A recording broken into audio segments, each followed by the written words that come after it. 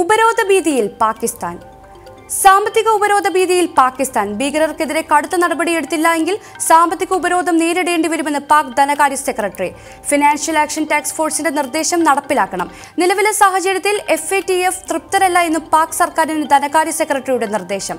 അതേസമയം ഇന്ത്യക്കെതിരായ ആക്രമണത്തിൽ പാകിസ്ഥാൻ അമേരിക്കൻ നിർമ്മിത F-16 വിമാനം ഉപയോഗിച്ചത് പരിശോധിച്ചു വരുന്നതായി വൈറ്റ് ഹൌസ് ഡെപ്യൂട്ടി വക്താവ്. ഇന്ത്യക്കെതിരെ F-16 വിമാനം ഉപയോഗിച്ചതിന് തെളിവ് ലഭിച്ചിട്ടുണ്ട് എന്ന് റോബർട്ട് പലഡിനോ. ഇക്കാര്യം വിശദമായി പരിശോധിച്ചു വരികയാണ്. ഭീകരവിരുദ്ധ നീക്കങ്ങൾക്ക് മാത്രമേ F-16 യുദ്ധവിമാനം ഉപയോഗിക്കാവൂ എന്നാണ് അമേരിക്കയും പാകിസ്ഥാനും തമ്മിലുള്ള കരാർ. ദേശീയ സുരക്ഷാ ഉപദേഷ്ടാവ് അജിത് ഡോവൽ അമേരിക്കൻ ദേശീയ സുരക്ഷാ ഉപദേഷ്ടാവ് ജോൺ ബോൾട്ടനോട് കാര്യങ്ങൾ വിശദീകരിച്ചിരുന്നു. അതിനിടെ ജമ്മു കാശ്മീരിലെ സുന്ദർബനി മേഖലയിൽ പാകിസ്ഥാൻ വെടിനിർത്തൽ കരാർ ലംഘിച്ചു. കനത്ത ഷെല്ലാക്രമണം നടന്നു. ഇന്ത്യ ശക്തമായി തിരിച്ചടിച്ചു. ഇന്നലെ പാകിസ്ഥാന്റെ ഭാഗത്തു നിന്നുണ്ടാകുന്ന മൂന്നാമത്തെ വെടിനിർത്തൽ കരാർ ലംഘനമാണിത്.